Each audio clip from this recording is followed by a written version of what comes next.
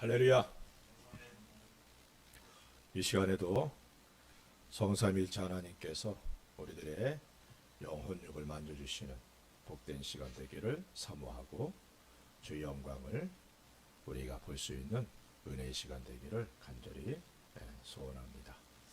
주께서 이 시간 우리 한 사람 한 사람 위에 강하게 임하시길 위해서도 주님의 이름으로 축원하며 복된 시간 되기를 다시 한번 사모합니다.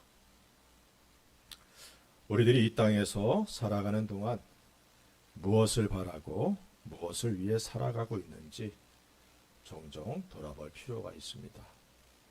물론 구원받기 이전에 나라면 우선순위가 분명 자신이었을 것입니다. 자신의 이익을 위해서 달려가고 그것에 만족한 그런 삶을 살아갔을 겁니다. 그러나 구원받은 이후에 우리들의 삶의 중심은 예수 그리스도가 되었습니다. 아직 한쪽 발은 세상에 디디고 있는 연약한 모습이 있을지라도 우리들의 간절한 기대와 소망은 예수 그리스도에게 있다는 사실을 우리는 부인할 수가 없습니다.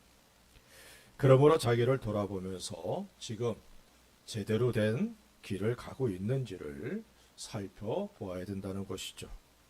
그렇지 않으면 우리의 기대와 소망과는 다르게 엉뚱한 길에서 헤매다가 우리에게 주어진 인생을 마칠 가능성도 있다는 사실을 우리가 잊어서는 안 됩니다. 사도 바울은 자신을 위해 열심히 달려가던 젊고 장래가 촉망되던 그런 청년이었습니다.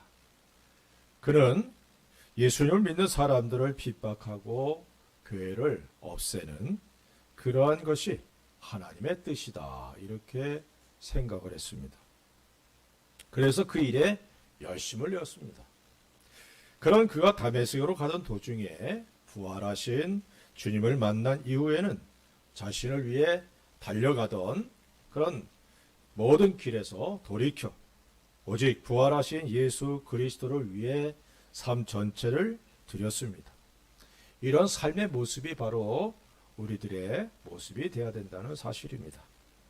본문에서의 바울은 감옥에 갇혀 있는 상태였지만 소망을 갖고 있었고 조금도 흔들림이 없이 주님을 향한 믿음을 지키고 있었습니다. 그리스도인의 꿈, 그것은 바로 하나님을 위해서 우리 주님을 위해서 살아가는 것이 아니겠습니까? 우리가 일반적으로 알고 있는 그런 믿음의 사람들, 그들은 꿈을 갖고 있는 사람들이었습니다. 그리고 그 꿈을 이루기 위해서 고난과 고통이 그 앞에 있었다는 사실도 우리는 잘 알고 있습니다. 씨앗이 뿌려지고 뿌리가 내리고 싹이 나기 시작하면서 갖은 고난을 겪고 이겨내야만 열매를 맺는다는 사실을 우리가 잊어서는 안 되죠. 꿈을 갖고 있지만 그 꿈을 이루는 사람은 극히 드뭅니다. 그 이유가 삶 가운데 작은 고난에 지쳐 곧 포기해버리기 때문이라는 사실이죠. 그리스도인은 어떤 경우에도 흔들리지 않는 꿈을 갖고 살아가야 됩니다. 그 꿈이 곧 하나님의 말씀의 근거한 꿈일수록 반드시 이루어진다는 확신을 갖게 되기를 주의 이름으로 부탁을 드립니다. 오늘 우리가 읽은 빌립보서 1장 20절에 이렇게 말씀하고 있어요. 나의 간절한 기대와 소망을 따라 아무 일에든지 부끄러워하지 아니하고 지금도 전과 같이 온전히 담대하여 살든지 죽든지 내 몸에서 그리스도가 존귀하게 되게 하려 하나니라고 말씀하고 있습니다. 오늘 본문의 말씀처럼 우리 속에 간절한 기대와 소망이 일어나길 바라고 또한 그 꿈을 이루는 복된 그리스도인이 되어지기를 간절히 소원합니다. 빌립보서 1장 13절에 이렇게 말씀합니다. 이러므로 나의 매임이 그리스도 안에서 모든 시대 안과 그 밖에 모든 사람에게 나타났으니라고 말씀하고 있어요. 간절한 기대와 소망을 갖고 살아가는 사람들, 그들은 다른 이들과는 다른 그런 고난의 과정을 겪습니다. 바울은 지금 옥에 갇혀 있어요. 그는 오직 그리스도를 위한 꿈을 갖고 있던 그런 사람입니다. 그의 전 생애를 통해 이루고자 한 것, 그것은 주님의 복음을 땅 끝까지 전하는 것이었습니다. 그 일을 이루다가 그는 지금 억울하게 옥에 갇혀 있는 그런 상황입니다. 사도행전 9장 15절 16절에 이렇게 말씀합니다. 주께서 이르시되 가라. 이 사람은 내 이름을 이방인과 임금들과 이스라엘 자손들에게 전하기 위하여 택한 나의 그릇이라. 그가 내 이름을 위하여 얼마나 고난을 받아야 할 것을 내가 그에게 보이리라 하시니. 바울은 예수 그리스도를 믿는 그 순간부터 사도로 보내심을 받는 은혜를 입었지만 인간적으로는 환난과 고통 그리고 핍박이 끊이지 않는 삶을 살았던 사람입니다.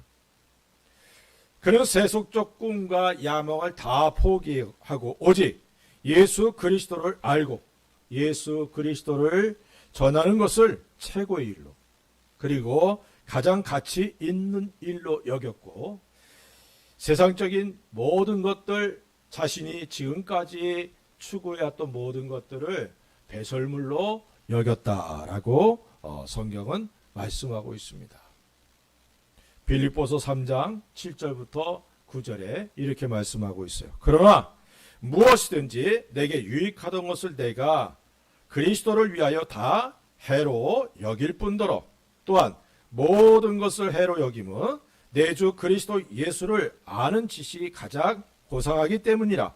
내가 그를 위하여 모든 것을 잃어버리고 배설물로 여김은 그리스도로 얻고 그 안에서 발견되려 함이니 내가 가진 은은 율법에서 난 것이 아니요 오직 그리스도를 믿음으로 말미암은 것이니 곧 믿음으로 하나님께로부터 난 은이라.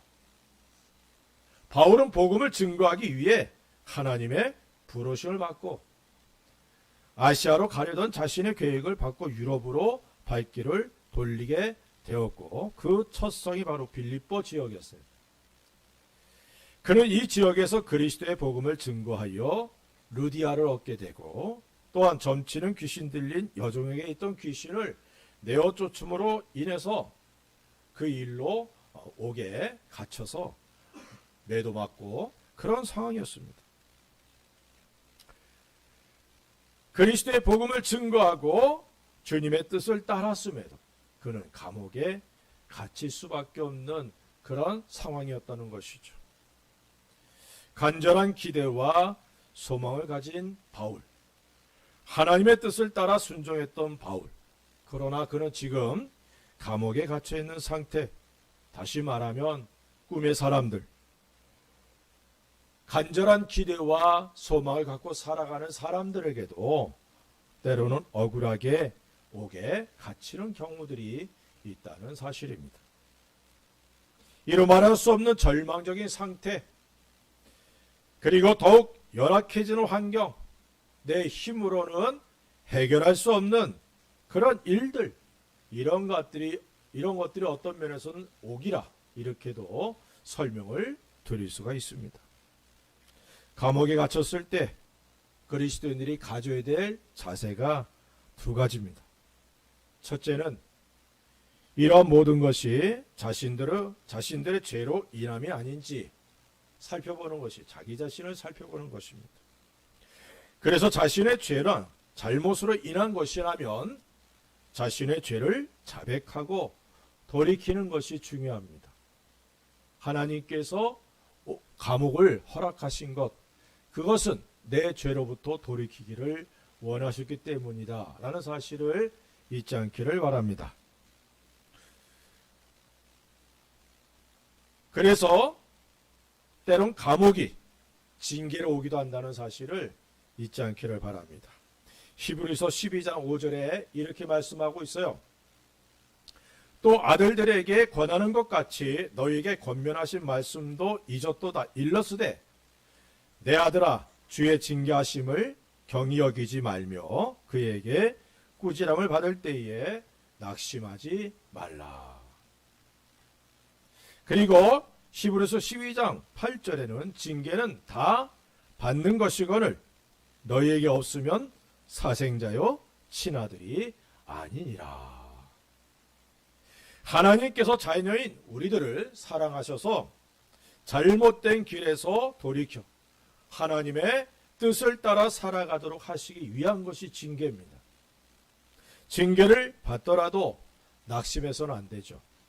이것은 나를 사랑하시는 하나님의 뜻이 담겨 있기 때문입니다.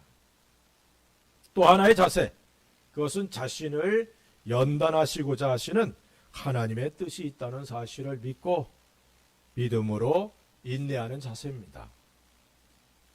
이럴 때는 하나님께서 주신 꿈을 이루시기 위해 나를 연단하는 과정이기에 힘들고 고통스럽다 할지라도 하나님을 믿고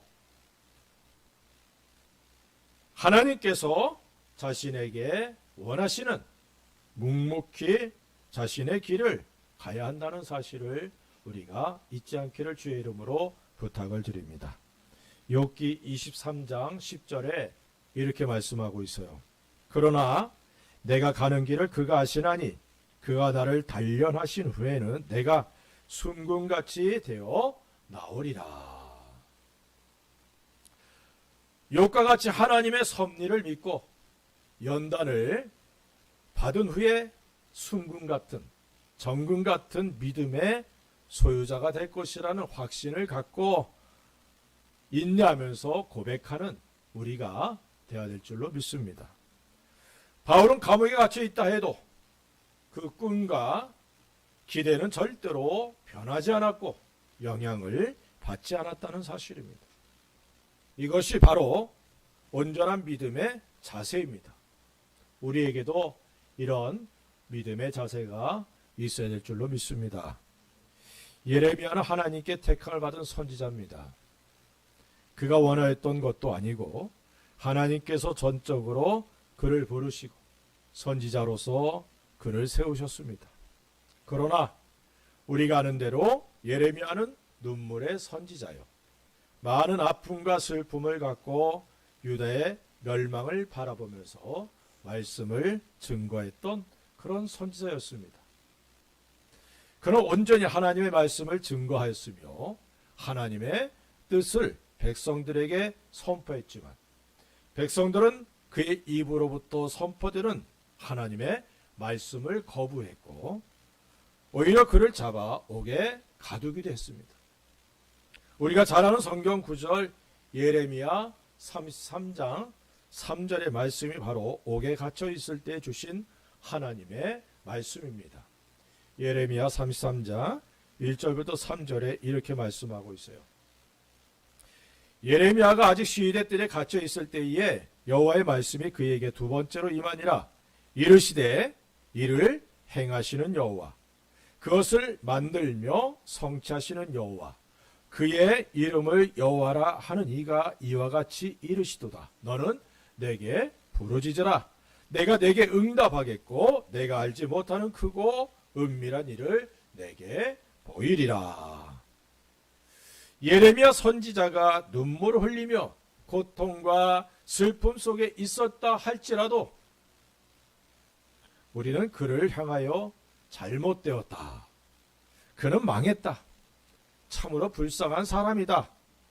절대로 본을 받아서는 안 되는 사람이다 라고 말하지 않죠.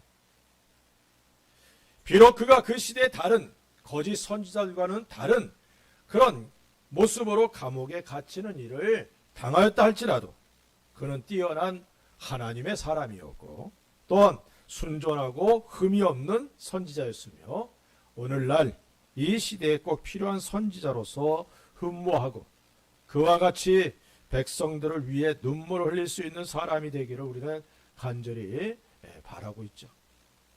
예레미야는 꿈의 사람이었습니다.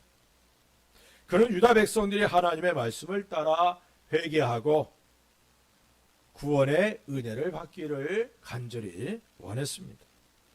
그는 유다 백성들이 하나님의 말씀을 믿고 바벨론에 항복함으로 생명의 구원을 받으며 약속이 이루어질 때까지 기다릴 것을 간절히 소원했습니다. 그래서 이 일을 위해서 끝까지 포기하지 않고 말씀을 선포했던 것이죠. 그렇기에 하나님께서 유다가 다시 돌아올 것에 대해 확실하게 약속을 예레미야에게 주십니다. 예레미야 29장 10절에 여호와께서 이와 같이 말씀하시니라. 바벨론에서 70년이 차면 내가 너희를 돌보고 나의 선한 말을 너희에게 성취하여 너희를 이곳으로 돌아오게 하리라.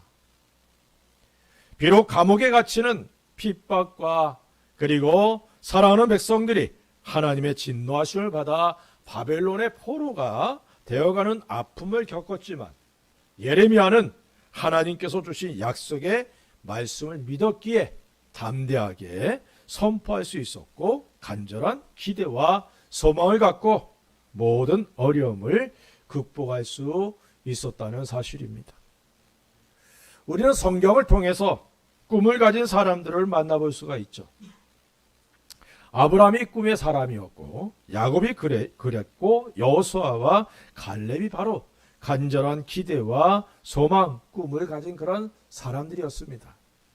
그러나 그 중에서도 꿈의 사람이라면 우리는 요셉을 손꼽을 수 있죠.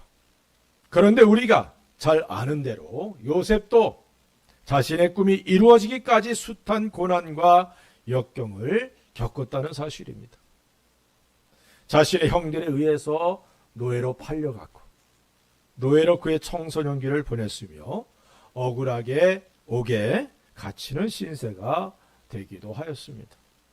그러나 하나님께서 주신 꿈을 가진 요셉은 모든 역경 가운데서도 하나님을 신뢰하고 자신의 꿈이 어떻게 이루어질까 기대하면서 자신의 청년기를 보냈다는 사실입니다. 사랑하는 성도 여러분, 우리 모두 꿈의 사람들이 되시기 바랍니다.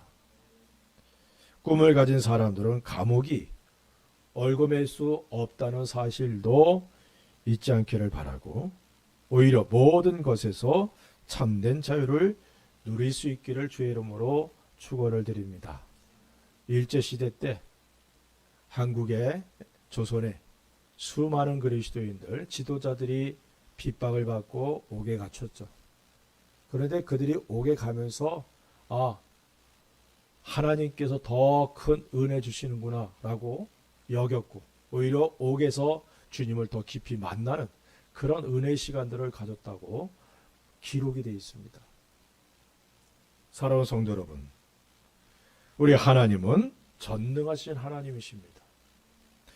우리 하나님을 믿고 하나님을 의지하는 꿈의 사람들은 그 꿈을 먹고 그 꿈을 키워나가면서 하나님의 일하심 그리고 인도하심을 간구하는 하나님의 역사를 나의 삶 가운데 일어나가는 능력 있는 삶을 살게 된다는 사실을 깨닫게 되기를 바랍니다. 이런 복된 성도들 되시길 우리 주님의 이름으로 간절히 축원을 드립니다. 빌립보서 3장 12절에 이렇게 말씀합니다. 내가 이미 얻었다 함도 아니요 온전히 이루었다 함도 아니라 오직 내가 그리스도 예수께 잡힌 바 된 그것을 잡으려고 달려가노라. 바울은 어떤 상황에서도 주님께 잡힌 바 된 그것을 잡으려고 달려갔다라고 고백합니다. 이처럼 주님을 향한 간절한 기대와 소망을 가진 사람들은 어떤 경우에도 포기하지 않았다는 거예요. 포기하지 않는 이유들, 그 이유들을 살펴보면서 은혜와 도전을 받는 귀한 시간 되기를 바랍니다. 첫째로 소망을 갖고 있기 때문에 포기하지 않았다는 사실입니다. 사도 바울이나 요셉, 예레미야는 자신의 환경이 감옥이 되었다 할지라도 그들은 절대로 포기하지 않았어요.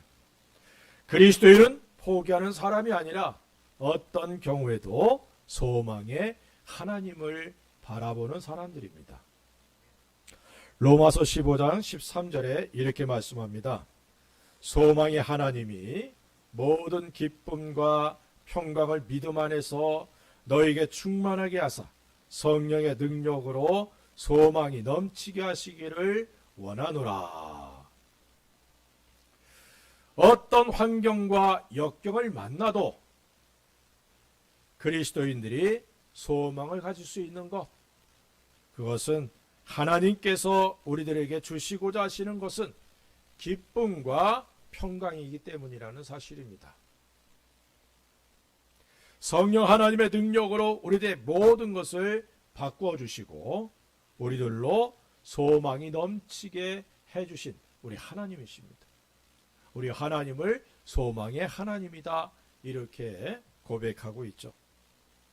우리 하나님께 소망을 두고 살아가는 사람들은 그 소망 때문에 절대 포기하지 않는다는 사실입니다. 그렇게 다윗은 자신이 만난 모든 역경 속에서 하나님께 소망을 두고 하나님을 찬송했습니다. 시편 71편 14절에 이렇게 말씀하고 있어요. 나는 항상 소망을 품고 주를 더욱 찬송하리이다. 다윗은 힘들고 어려운 상황을 만날수록 더욱 하나님께 소망을 두고 찬송하는 삶을 살았어요. 물론 하나님께서 일해 주심을 경험하면서 찬송하는 경우도 있었고, 또 지금까지 하나님께서 함께 주셨고 일해 주셨던 것을 기억하면서 지금 만난 이 어려움도 해결해 주실 것을 믿고 찬양하는 그런 찬양의 삶을 살았습니다. 우리에게도 이러한 찬송의 놀라운 역사가 있기를 주의 이름으로 축원을 드립니다. 소망을 갖고 찬송하는 것. 아브라함은 자신이 주신 하나님의 꿈을 갖고 가나안 땅에서 나그네로 생활을 하였지만 그는 자신의 꿈을 절대로 포기하지 않았으며, 비록 나그네였지만 자신의 자손들에게 그 꿈을 축복하여 주었고 그 꿈이 이루어지게 하였습니다. 우리들에게 주신 하나님의 꿈이 있죠. 끊임없이 기도하는 내용, 300명의 용사, 70명의 제자, 12명의 지도자. 이것은 일본의 큰 교회를 세우자는 것이 아니라 작지만 건강한 교회들이 개척이 되고 세워지고 그래서 성장하는 것을 꿈을 꾸는 것입니다. 참으로 이 땅에 수많은 사람들이 이런 교회들을 통해서 상처받고 찢긴 영혼들, 사랑에 메말라 있는 사람들을 구원해내는 일을 이루기 위함이라는 것이죠. 이 일을 감당할 수 있는 그릇들이 되게 하시고자 우리가 원치 않았고 또 생각지도 못한 감옥, 연단, 고통과 아픔이 있을 수 있다는 사실입니다. 우리의 꿈이 주님이 주신 꿈이라면 절대로 포기하지 않고 그 꿈이 이루어지는 그날을 바라보면서 찬양하고 감사할 수 있는 그런 우리들이 되어야 될 줄로 믿습니다. 두 번째로는 능력에 하나님을 믿고 있기 때문에 포기하지 않는다는 것입니다. 이사야 55장 11절에 이렇게 말씀합니다. 내 입에서 나가는 말도 이와 같이 헛되이 내게로 되돌아오지 아니하고 나의 기뻐하는 뜻을 이루며 내가 보낸 일에 형통함이니라, 이렇게 말씀하고 있어요. 하나님께서 하신 말씀, 이 말씀은 헛되이 하나님께로 돌아가지 않고 그 말씀하신 대로 이루신다는 사실을 분명히 말씀하고 있습니다. 우리 하나님은 말씀하시고 반드시 이루시는 능력의 하나님이십니다. 우리가 믿고 우리의 꿈을 이루어 주실 하나님, 그 하나님이 바로 능력의 하나님, 전능하신 하나님이라는 사실을 잊지 않기를 바랍니다. 백세의 아들을 낳게 하시는 하나님이세요. 웃음을 잃은 사라에게 웃음을 선물하시는 하나님이십니다. 아론의 지팡이에서 싹이 나고 꽃이 피고 열매가 맺게 하시는 전능하신 하나님이시다 이 말씀이죠. 감옥에 갇혀 있지만 기도하며 찬송하는 바울을 옥에서 건져주시고 오히려 교회를 세우셨던 하나님이십니다. 그래서 그리스도인들은 어떠한 상황 속에서도 하나님을 향한 감사와 찬송이 끊임없이 드려져야 된다는 사실입니다. 내 기준으로, 내 느낌으로는 아픔이고 슬픔이고 감사가 나올 수 없는 그런 상황이라 할지라도 하나님의 선하심을 믿고 나의 삶 가운데 하나님이 일하심을 믿고 오히려 감사하고 찬송하는 그런 삶을 살아가는 온전한 믿음의 사람들 될 수 있기를 주의 이름으로 축원을 드립니다. 낭패를 당할 수밖에 없는 가나 혼인잔치를 물로 포도주를 만드심으로 해결해 주시고 하나님의 능력, 우리 주님의 능력을 친히 나타내 보여주셨던 그런 모습들, 이것이 바로 옥과 같은 그런 환경 속에서 하나님께서 일하셨다는 사실을 보여주는 놀라운 내용들이죠. 우리 하나님은 역전의 하나님이십니다. 믿습니까? 다니엘의 세 친구가 금신상에 절하지 아니하므로 평소보다 뜨거워진 7배나 뜨거워진 풀무불에 던져지게 됩니다. 그 불이 얼마나 뜨거웠던지 그 세 친구를 집어넣었던 군사들은 불에 타 죽었어요. 그런데 이 세 사람은 머리털 하나 거슬리지 않았다는 거예요. 거슬리지 않았다는 거예요. 하나님께서 보호해 주셨고 오히려 이를 통해 세 사람이 더욱 높아졌고 하나님의 영광이 나타나게 됐죠. 성난 파도를 잔잔케 하시는 능력의 우리 주님이십니다. 우리가 믿고 섬기는 하나님, 그 하나님은 창조주 하나님이십니다. 그렇게 모든 것을 능히 이루실 수 있는 분이라는 사실을 믿으시기 바랍니다. 내 꿈을 이루어 주시는 분임을 믿고 흔들림이 없기를 주의 이름으로 부탁을 드립니다. 빌립보서 2장 13절에 이렇게 말씀합니다. 너희 안에서 행하시는 이는 하나님이시니 자기의 기쁘신 뜻을 위하여 너희에게 소원을 두고 행하게 하시나니라고 말씀하고 있어요. 우리에게 소원을 주시고 그 소원을 이루어 주시는 하나님이시라는 사실을 믿고 끊임없이 기도하며 또 절대 포기하지 않는 은혜가 있기를 주의 이름으로 축원을 드립니다. 세 번째로는 성실함과 인내를 하나님께서 원하시기 때문에 포기하지 않는 것이죠. 요셉은 자신이 노예로 팔리고 감옥에 갇혀 있을 때에도 여전히 성실함을 잃지 않았습니다. 그렇게 그는 주인에게 인정을 받았고 또한 옥을 관리하는 간수장에게도 인정을 받았습니다. 요셉은 형들의 그 미움을 받아서 노예로 팔리죠. 또 노예로 팔려서 그 집에서 참 열심히 일해서 총무까지 되잖아요. 가정 총무가 돼서 다 이제 평안했는데 그 보디발의 아내가 유혹하는 것을 거부함으로 옥에 갇힙니다. 불평하고 불만을 갖고 원망할 수 있는 그런 사건들이 아닙니까? 감옥에서 두 신하들의 꿈을 해석해 주면서 술 맡은 관원장에게 당신이 나가게 되면 나를 이곳에서 좀 건져내 주십시오.